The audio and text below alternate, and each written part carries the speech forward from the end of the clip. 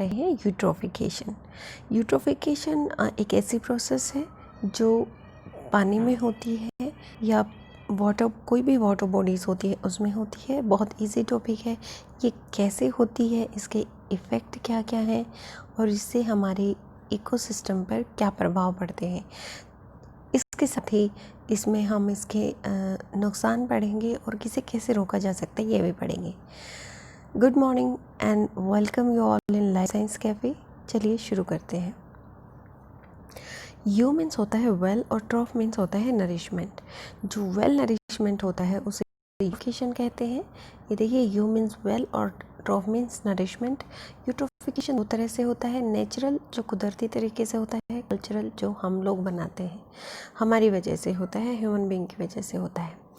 Next है, इस तरह से कर सकते हैं of nutrients in lake or other water bodies, ठीक है, frequently due to runoff from the land which causes a dense growth of the plant life। ये किसकी वजह से होता है?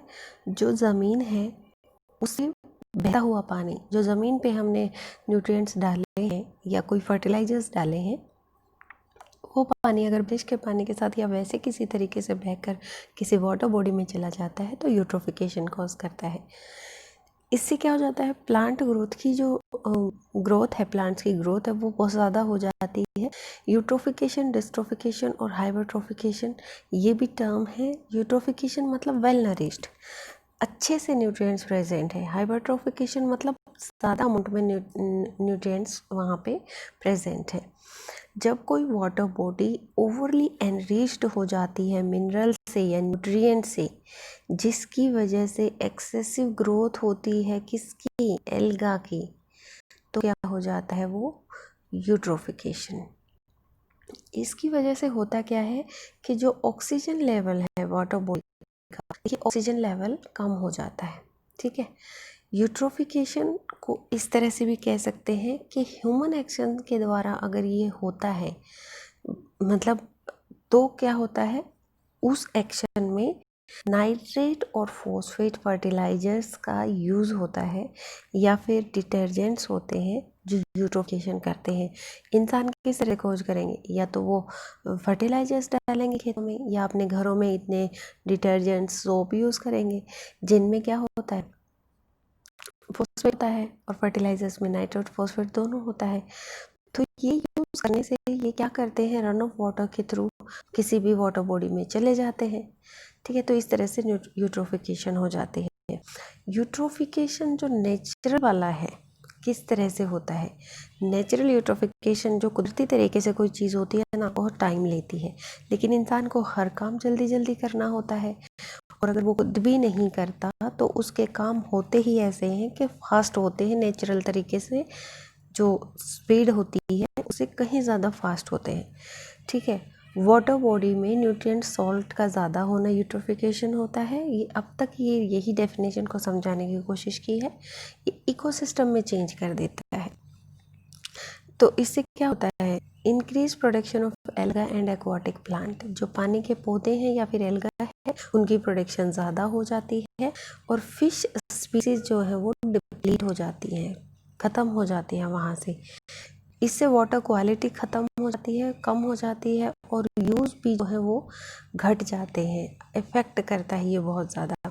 अब किस तरह से होता है, देखिए, जब यूट्रोफिकेशन होता है वहाँ पे एल्गल ग्रोथ ज़्यादा होगी, एल्गा ज़्यादा बढ़ेगी, वो पूरे पानी को कवर कर लेती है। पूरे पानी को कवर करने से क्या हो जाएगा, वहाँ पे सन रेज जो है पानी में नहीं आ पाएंगी उस वाटर बॉडी में, क्योंकि ये पूरा तो एल्गा से कवर है। सनरेज के नहीं आने की वजह से इकोसिस्टम खराब होगा। इकोसिस्टम किस तरह से, क्योंकि इसके अंदर की लाइफ भी तो अफेक्टेड होंगी ना, वो डेथ हो जाएगी उनकी। ये पॉइंट हमारा कवर हो गया। दूसरा है, स्पीसीज जो है वो डिप्लीट हो जाएंगी, स्पीसीज खत्म हो जाएंगी, नीचे वाली स्पीसीज को ऑक्सीजन नहीं मिलेगी। फिर क्या होगा, एल्गा और एक्वाटिक प्लांट की इस यूट्रोफिकेशन में सिर्फ एल्गल ग्रोथ ही नहीं होगी, और जो एल्गल प्लांट्स वाटर प्लांट होते हैं, एक्वाटिक प्लांट होते हैं, उनकी ग्रोथ की वजह से भी ये ऊपर का जो लेयर है ये वाली ये कवर है, तो ये भी कॉज करती है यूट्रोफिकेशन को। उसके बाद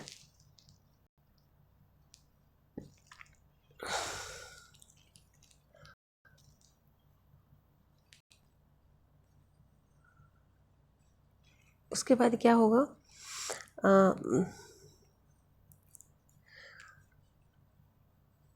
यूट्रोफिकेशन जो मैंने बताया था कि नेचुरल होती है और कल्चरल होती है। नेचुरल में देखिए यहाँ पे कोई भी नहीं है जो इंसान ने बनाई हो, मतलब ये अपने आप ही सेडिमेंट्स इकट्ठे हो रहे हैं और एक टाइम, मतलब बहुत टाइम लगा होगा जब ये इस लेवल से इस लेवल तक आए हैं। ठीक है, पहले यहाँ पे थे और अब ये इतने लेवल तक आ गए, देखिए यहाँ तक। इसमें क्या है, बहुत टाइम कंज्यूमिंग प्रोसेस है। नेचुरल यूट्रोफिकेशन होती कैसे है, प्लांट्स हैं या एनिमल्स हैं जो इस पानी में रह रहे हैं, ठीक है, तो उनकी डेथ भी होती है। एक लिमिटेड टाइम पीरियड होता है ना, उनकी डेथ होने के बाद वो नीचे जमा हो जाते हैं और उनसे फिर न्यूट्रिएंट्स रिलीज हो जाते हैं। बैक्टीरिया उनको डिग्रेड करते हैं, उनसे न्यूट्रिएंट्स रिलीज हो जाते हैं। तो यूट्रोफिकेशन वहाँ पे होता है। कल्चरल यूट्रोफिकेशन में ह्यूमन एक्टिविटी की वजह से होता है, ये बहुत ज़्यादा स्पीड से होता है, वो मैं पहले बता चुकी हूँ। ठीक है, इसमें सेडिमेंट्स हैं, देखिए यहाँ पे थे, अब ये सेडिमेंट इस लेवल से यहाँ पर पहुँच गए, तो ये सेडिमेंट्स बढ़ गए हैं। इतने ज़्यादा क्यों बढ़े हैं, क्योंकि यहाँ पे फैक्ट्रियाँ लगी हुई हैं, वही घर का जो सीवेज वाटर है वो आ रहा है, यहाँ पे ये फॉर्म्स हैं, इनकी वजह से आ रहे न्यूट्रिएंट्स, सीवेज वाटर है वो भी आ रहे हैं, तो इस वजह से ये जल्दी हुआ है, इतने सारे सोर्सेज मिले हुए हैं न्यूट्रिएंट्स को आने के लिए। इनके एग्जाम्पल क्या हैं, जो सबसे बेस्ट एग्जाम्पल है वो है एल्गल ब्लूम। एल्गल ब्लूम क्या होता है, बहुत ज़्यादा एल्गी की ग्रोथ हो जाती है न्यूट्रिएंट मिलने की वजह से, तो बहुत ज़्यादा, मतलब पूरा समझ लो वाटर जो बॉडी है उसको ये कवर कर लेता है, उसे बोलते हैं एल्गल ग्लूम। इस और क्या होता है, फाइटोप्लैंक्टन जो पानी के पौधे होते हैं वो भी बहुत ज़्यादा इंक्रीज हो जाते हैं, क्योंकि उनको न्यूट्रिएंट्स मिलने की वजह से एक बेस भी मिल जाता है जिसमें वो ग्रो कर सकते हैं। ठीक है, क्योंकि इसमें लिखा हुआ है कि ज़्यादा न्यूट्रिएंट्स मिलते हैं तभी। यूट्रोफिकेशन किसकी वजह से कॉज होता है, discharge of nitrate and phosphate containing detergents. मैंने बताया ना कि इंसान दो ही जगह पे ज़्यादा डिटर्जेंट्स ये केमिकल्स यूज़ करता है, या तो फील्ड में या घर में। ठीक है, फैक्ट्रियों भी फैक्ट्रीज का कंट्रोल कर सकते हैं, लेकिन इन दोनों को कंट्रोल करने के लिए बहुत ज़्यादा टाइम लगेगा। फर्टिलाइजर्स यूज़ करते हैं, सीवेज वाला भी वही है कि जो हम डिटर्जेंट यूज़ कर रहे हैं वो सीवेज वाटर में जा रहा है। ठीक है, do use how can you stop eutrophication, हम किस तरह से यूट्रोफिकेशन को स्टॉप कर सकते हैं। सबसे पहले हमें ज़्यादा वेजिटेशन को ग्रो करना चाहिए। देखिए, अगर पानी के बहाव को रोकना है तो पेड़ लगाने हैं, ठीक है, तो प्लांटेशन ज़रूरी है। दूसरा, एक्सेसिव न्यूट्रिएंट्स जो हम यूज़ कर रहे हैं उनको रोकना चाहिए, प्रिवेंट करना चाहिए, ताकि वो वाटर बॉडी तक पहुँचे ही ना, तो हम इस तरह से इसको रोक सकते हैं। एक और तरीका है, हमें समझना होगा सोर्सेज कौन से होते हैं और नॉन पॉइंट सोर्सेज कौन से होते हैं। देखिए, इसको समझने की एक ट्रिक है। ठीक है, जब हम किसी से बात करते हैं तो हम उसकी अच्छाइयाँ या बुराइयाँ पॉइंट आउट करते हैं, हमें पता होता है कि ये चीज़ हम बता सकते हैं सही से, वो होते हैं पॉइंट सोर्सेज। इसी तरह से नॉन पॉइंट, जिसको हम बता नहीं सकते सही से कि क्या हो रहा है, मुझे नहीं पता इस मैटर का, वो होते हैं नॉन पॉइंट। तो जो पॉइंट सोर्सेज होते हैं तो उस पॉइंट आउट करने वाली बात से कोरिलेट करो और आप समझो कि जो डायरेक्टली एट्रीब्यूट करते हैं ना, इन्फ्लुएंस करते हैं यूट्रोफिकेशन को, वो होते हैं पॉइंट सोर्सेज, जो न्यूट्रिएंट वेस्ट डायरेक्टली सोर्स से वाटर बॉडी तक आते हैं।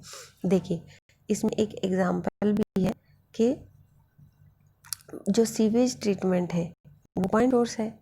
ठीक है, दूसरा अर्बन, एक सेकेंड, इंडस्ट्रियल सोर्सेज है, वो भी पॉइंट बता सकते हैं कि इस इंडस्ट्री ने किया है। पावर प्लांट है, ये भी पॉइंट सोर्सेज है। नॉन पॉइंट सोर्सेज जो होते हैं वो डिफ्यूज़ होते हैं या रन ऑफ पॉल्यूशन होता है।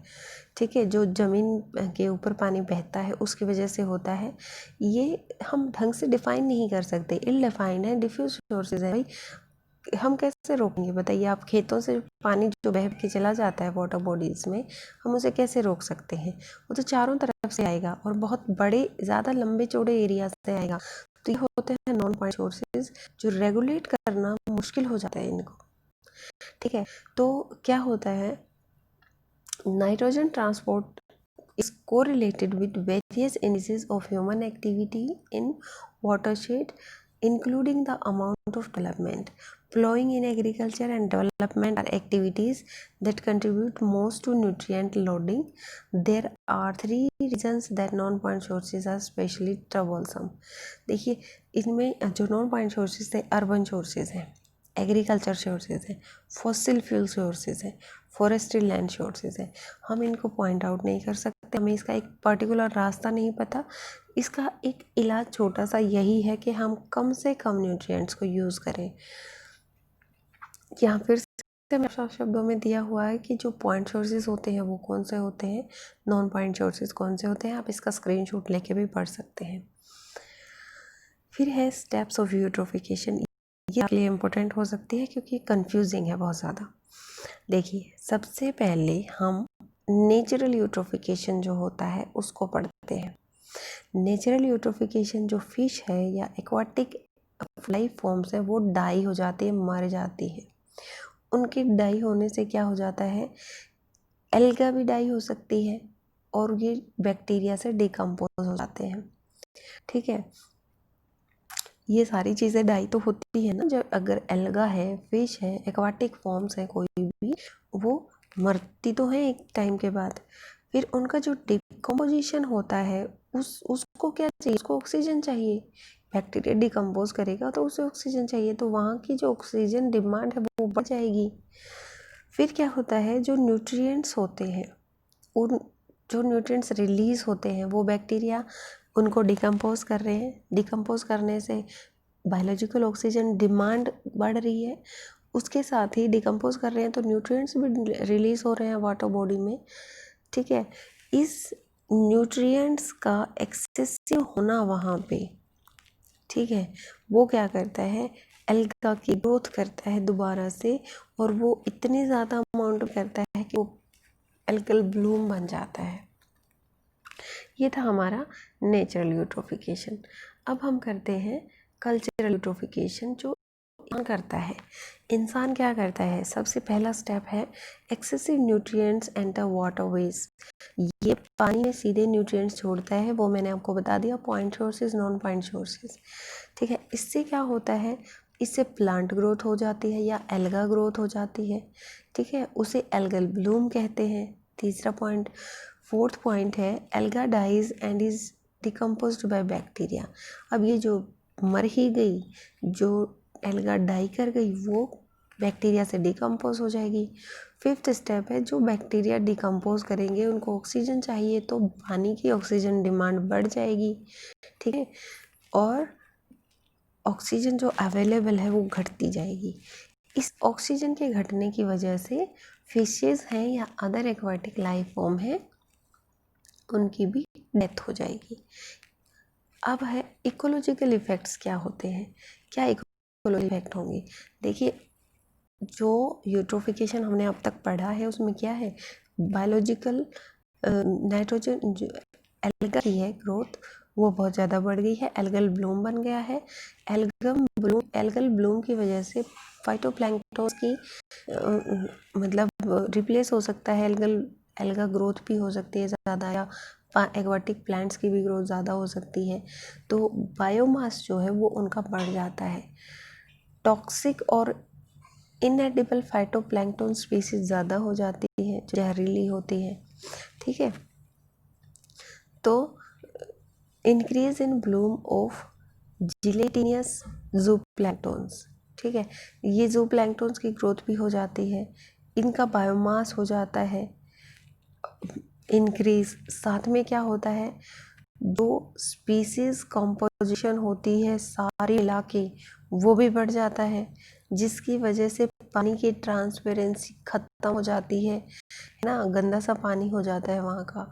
Colour, smell, water treatment problems ये सब हो जाती है वहाँ। कलर गंदा ऑब्वियसली होना ही है, और उससे स्मेल भी आने लगती है, उसका ट्रीटमेंट मुश्किल हो जाता है। जो पानी में डिजोल्व ऑक्सीजन है वो ख़त्म हो जाती है, फिशेस मर जाती हैं वहाँ की, तो जो हमारी डिज़ायरेबल फ़िश स्पीसीज़ हैं वो ख़त्म हो जाती हैं। तो इस सब से क्या होता है, इस एक तरह से फूड चेन है वो डिस्टर्ब हो जाती है। ठीक है, फूड चेन की डिस्टर्ब होने की वजह से वहाँ पे जो फूड वेब है वो भी ख़त्म हो जाता है। तो इसी तरह से इकोसिस्टम ख़त्म हो जाता है। मैकेनिज़्म क्या है, it arise from the over supply of nutrients. सीधा सा मैकेनिज़्म है कि अगर हम न्यूट्रिएंट्स की सप्लाई होती है तो वहाँ पे यूट्रोफिकेशन होता है। इसकी वजह से ऑर्गेनिजम्स डाई कर जाते हैं। उन ऑर्गेनिजम्स को डिग्रेड करने के लिए बैक्टीरियल डिग्रेडेशन होती है और वहाँ पे ऑक्सीजन कंज्यूम हो जाती है जितनी पानी में ऑक्सीजन होती है। इसीलिए एक स्टेज क्रिएट होती है हाइपोक्सिया, जिसमें ऑक्सीजन की कमी हो जाती है। ये सिंपल मैकेनिज्म है। ये एक एनसाइक्लोपीडिया की ओल्मान्स एनसाइक्लोपीडिया के अकॉर्डिंग जो प्राइमरी लिमिटेड फैक्टर है वो है फॉस्फेट। अपना अपना व्यू होता है, लेकिन वेलमैन्स के अकॉर्डिंग क्या होता है, फॉस्फेट है एक प्राइमरी फैक्टर जो कि यूट्रोफिकेशन कॉज करता है। जो फॉस्फेट की अवेलेबिलिटी होती है जनरली वो प्लांट ग्रोथ को या प्लांट डिके को प्रमोट करती है। ठीक है, और फेवर किसको करती है, एल्गा को या प्लैंक्टन्स को फेवर करती है। और क्या करती है, रिडक्शन इन वाटर क्वालिटी। ये फॉस्फेट ही है जो सब कुछ कर रहा है।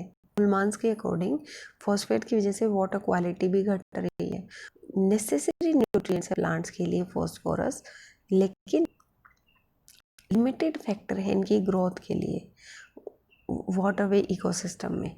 फॉस्फेट एडहर्स टाइटली टू सॉइल, ये मिट्टी के साथ टाइटली बाउंड कर जाता है और इरोजन होता है ना, जब मिट्टी बहती है पानी के साथ उसके साथ ही ट्रांसपोर्ट कर जाता है। जब भी ये ट्रांसलोकेट हो जाता है लेक्स में तो ये पानी से निकलना मतलब बहुत स्लो प्रोसेस है ये, तो इसको डिफ़िकल्ट होता है इसको रोकना, इसको रिवर्स करना और इसके इफ़ेक्ट को यूट्रोफिकेशन से हटाना। लिटरेचर में बहुत ज़्यादा इसके ऊपर लिखा हुआ है बहुत ज़्यादा कि जो नाइट्रोजन है प्राइमरी लिमिटिंग न्यूट्रिएंट है एल्गल बायोम्स के लिए। ठीक है, तो उल्मान्स के अकॉर्डिंग हमें फॉस्फेट का पता चला, जो मैकेनिज्म था हमें वो पता चला। आप इसको एक बार और सुने, आपको अच्छे से समझ आ जाएगा। Thank you for watching life science cafe.